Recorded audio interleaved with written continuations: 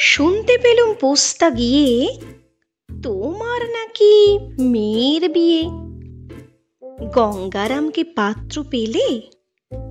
জানতে চাও সে কেমন ছেলে? মন্দ নয়, সে পাত্র ভালো, রং যদিও বেজায় কালো। তার উপরে মুখের গঠন অনেকটা ঠিক পেঁচার মতন। বিদ্যে বুদ্ধি বলছি মশাই, ধন্যী ছেলের অধ্যাবসায়। 19টি বার ম্যাট্রিকে সে ঘায়েল হয়ে থামল শেষে। বিষয় আশয় গরিব বেজায়, কষ্টে সৃষ্টে দিন চলে যায়। মানুষ তো নয় ভাইগুলো তার, একটা পাগল একটা গোয়ার, আর একটি সে তৈরি ছেলে, জাল করে নোট গেছেন জেলে।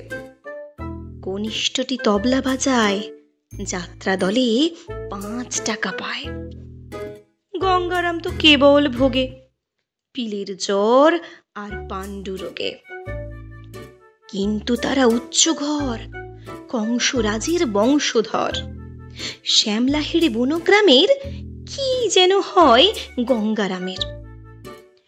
যা হোক, এবার পাত্র পেলে, এমন কি আর মন্দ ছেলে?